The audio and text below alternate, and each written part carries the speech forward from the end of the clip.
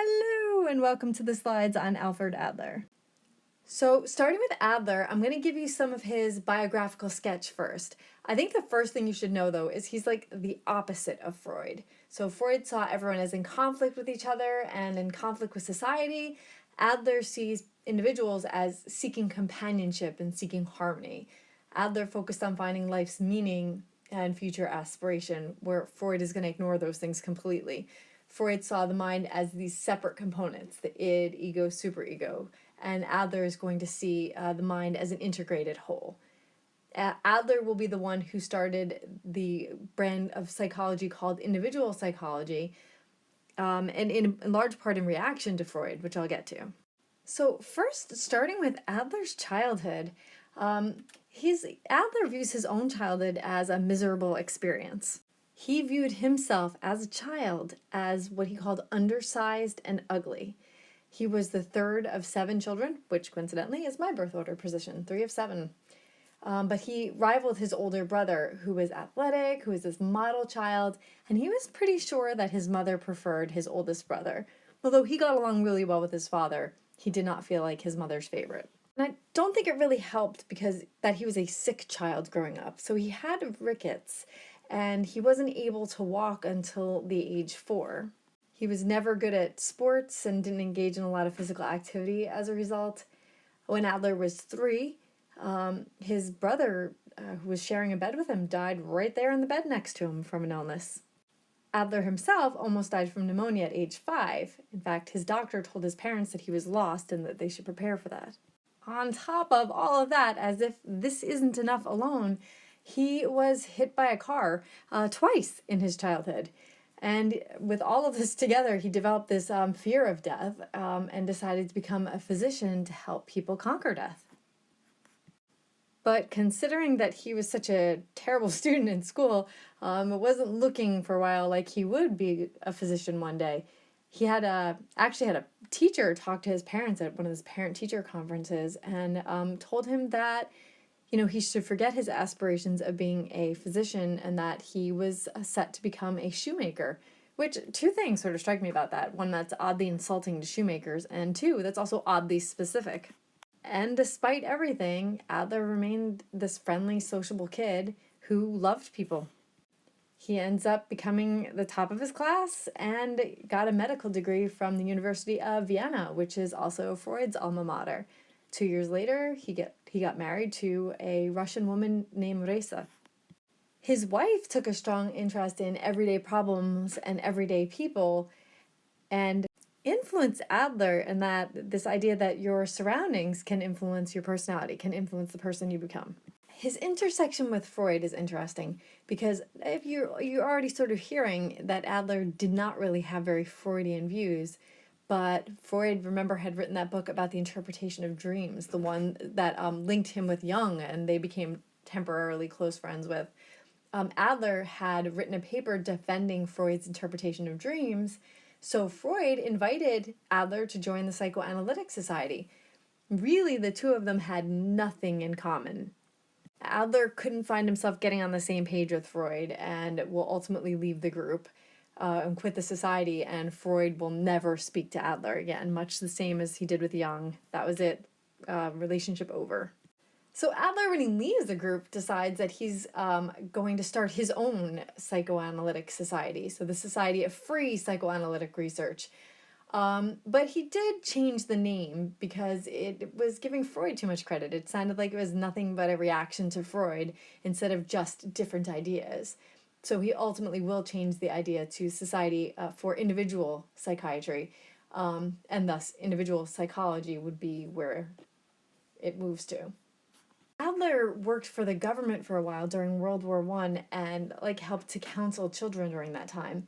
He also directed all of his books and his lectures towards teachers and the general public. So where someone like Freud was trying to target this elite group, Adler was trying to speak to the masses.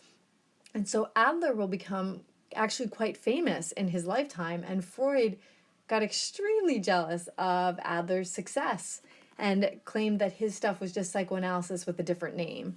Adler does end up moving to the United States after Nazi takeover in Europe, and he taught at Columbia and the Long Island University School of Medicine. He died of a heart attack in 1937. So consider Adler's research in the context of his own life, how he was frail and weak as a child, how he was not athletic, how he had to overcome a lot. And when you look at his research, it all makes sense. Even the fact that he was the third of seven, the fact that he didn't feel like he was loved by his mother. I feel like if you were given an exam, you could probably guess what was his just based on his life information alone. So starting with organ inferiority, he said if you're born with weak organs, it could be your heart, eyes, ears, limbs, what have you, you have to deal with the environment in a different way. So you can do one of a few things. You could try to improve your weakness. You could try to fix the problem. You could emphasize other functions to make up for the weakness. You can compensate, in other words. So you can work hard to overcome a frail body or develop great auditory skills if you're blind, that sort of thing. So he said you try to compensate for it. Overcompensating was too much. So this is where you convert a biological weakness into an actual strength. So becoming an outdoors man if you are frail, or having a speech impediment and becoming a great orator. He said these are things that indicative of you overcompensating. So that blind girl that I went to school with, the fact that she could listen to you walking down the hallway and know who you were before you said a word to her, that would be compensating. But if you took someone who is deaf, let's say, and they became a musician, Adler would say that's overcompensating. Here's where Adler's theory kind of moves from biology to psychology. This was the turning point with this idea of feelings of inferiority. So he said that everybody's born inferior. You have this, you're little when you're a child, you're little, and everybody's bigger than you. You're dependent on your parents for survival. You're helpless and powerless when compared to adults. And you're going to be moved to, once again, overcome or compensate for these feelings of inferiority. Adler equated masculinity with power and strength, also aggression, activity, potency, bravery, being free, even being sadistic. And he equated femininity with inferiority and cowardice, obedience, poverty. Everyone has femininity and everyone has masculinity. So the femininity is that weakness that you have, and the masculinity is this impulse to become strong. So in this sense, according to Adler, everybody is bisexual. And in cultures where males dominate, the masculine protest is this striving to become more masculine or more powerful. And both men and women will try to reach that cultural male ideal. Like I said, but it will only occur in cultures where men are perceived as more powerful. If women are perceived as more powerful, then it becomes a feminine protest, not a masculine protest. So with this inferiority complex, we're all born that way, according to Adler, but we don't all stay that way. We, strive to overcome this. So if we have an inferiority complex, it means that this feeling of being inferior is inhibiting our achievements instead of motivating them. So you might have an inferiority complex if you feel like everybody in class is going to do a better job than you at something, so you don't want to present your speech. It doesn't motivate you to do well on your presentation for class, but it inhibits your performance, so you're more likely to call out or stay home from school that day. So this idea of striving for superiority, it's a modification of his earlier stuff. It's like, actually, we're not maybe doing a masculine protest trying to be more aggressive and more powerful, but we're trying to be better or superior, striving for that perfect society.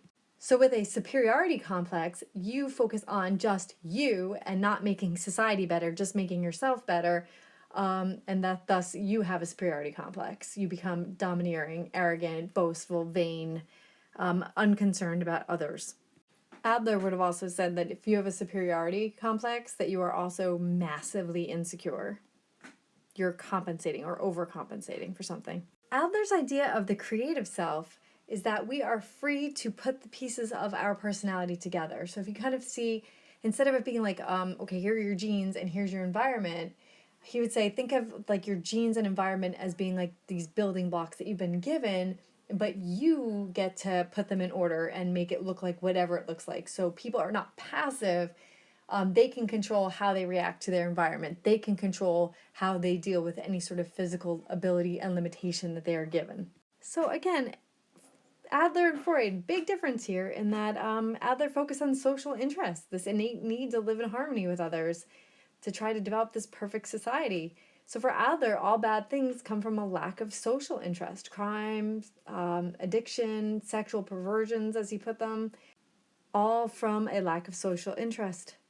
But he said whether or not someone develops social interest depends on the mother. So even though you have these bricks that you're working with, your mom's going to help you put some of them in place. So since this relationship is the model on which all others are built, according to so many psychodynamic people, if the mother is positive, cooperative with others, some social interest will develop. If the mother keeps the child only to herself, then low social interest will develop. So there are three major problems in life, things that as a community we all have to deal with. So the first are your occupational tasks. This is anything that will advance society, like new discoveries, medicine, technology, better teaching methods. Societal tasks, that cooperation and division of labor. So some people will grow food, others uphold laws, others make finished goods. We all work together. And last, love and marriage tasks, which the goal of procreation, thus securing future generations. The first goal of therapy would be an awareness of incorrect old lifestyles and a creation of a more healthy lifestyle. So you have to actually consider your childhood, just like the psychoanalyst, psychodynamic theorists always do. Go back to that childhood, see what it was like, see what the problem areas were, what the relationship with the parents were, specifically the mother. He would use birth order interpretation, your first memories, your dreams, your mannerisms, to uncover the cause of why things are going wrong for you. And then they try to help you establish a new lifestyle. So they being therapists, so they avoid blame, avoid criticism, punishment, avoid being authoritarian. The therapist would sit with you face to face in a good humored way, but they have to avoid being pampering. And in comes the insight. So you talk through your problems, and the problems are clearly explained by the therapist, emotionally and intellectually. They're understood by the patient gets sympathy from the therapist, and the treatment, all told, according to Adler, would take 3 months to a year. Any type of insight-based therapy is going to take a long time. So one of the things Adler liked to consider when doing therapy was looking at your own birth order. If you are an only child, your birth was a miracle. Your parents have no previous experience. They put all of their hopes and dreams right onto that child, so they end up being overprotective. That child could be quite spoiled, is often the center of the adult's attention, often has difficulty sharing with others, prefers adult company, uses more adult language. Whereas being the oldest child is a little bit different because you get, as a firstborn, you get so much attention. Your success, again, is so important to your parents' ego. There's usually a lot more pictures of you than of the children that come after you. You end up being concerned about performing well for others, but you get dethroned. So Adler says you're basically all fighting on a stage for the show, the spotlight. And the firstborn doesn't have to do anything for that spotlight until the next one comes along, and all of a sudden they're fighting for it. So the firstborn can be very jealous of younger siblings for stealing their spotlight. They're usually given a lot more responsibility and can be very resentful of it. They tend to have a strong achievement drive. They could be spoiled, but very rule bound. So he said they tend to be more dominant, more conservative, more insecure, more sensitive, jealous, spoiled. Higher rate of dependency, the high need for affection and praise, but they're responsible and dependable. And then the secondborn starts life with somebody ahead of him. They never had the stage all to themselves. They often get bossed around by the firstborn, but they tend to look up to their older sibling. Even though they're competing with their older sibling for attention, they never knew it any other way. They tend to be a little bit more independent and create their own character. This is all according to Adler, that they might be more adventurous, more fun-loving, more unique. They look to excel in areas that are different from the firstborn older sibling. And if the secondborn is a different sex than the firstborn, they'll develop a lot of the same firstborn traits.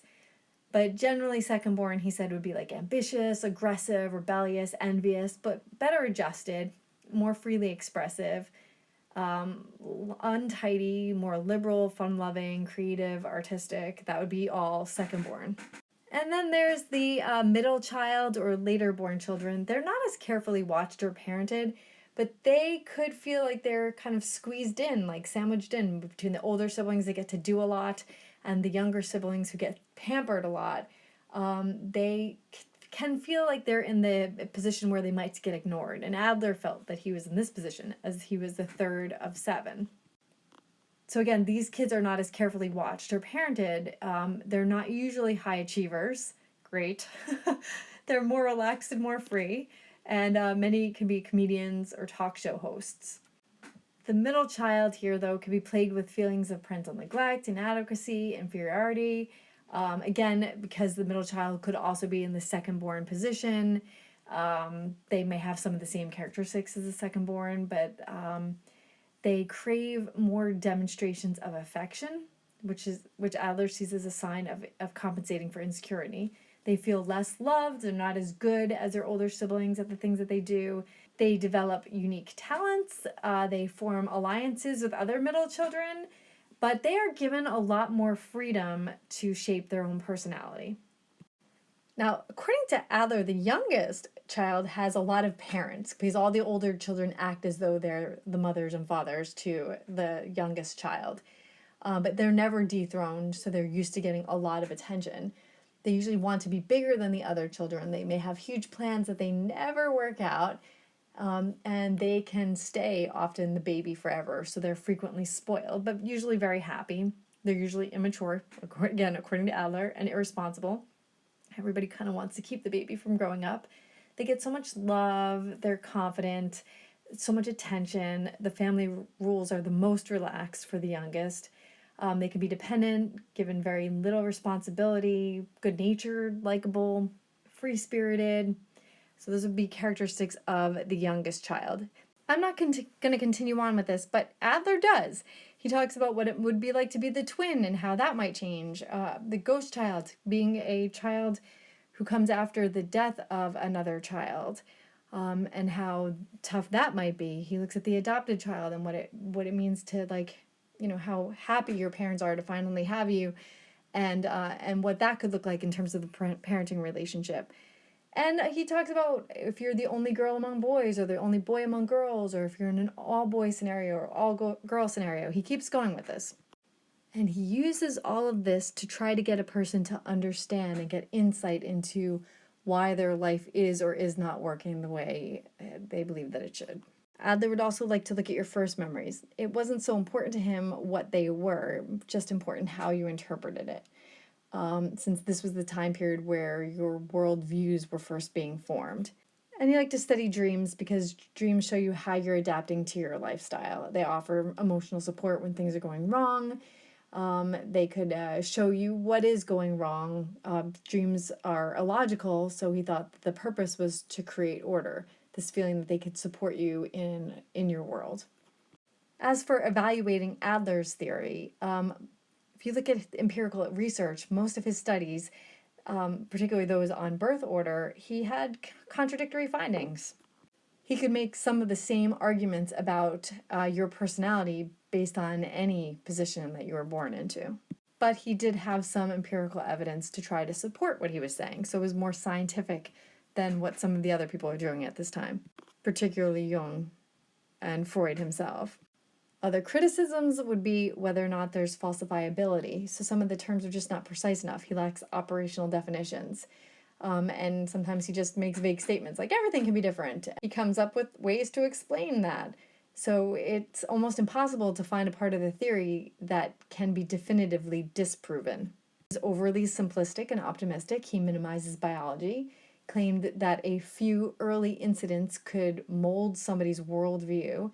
And it's as simple as somebody choosing a response pattern.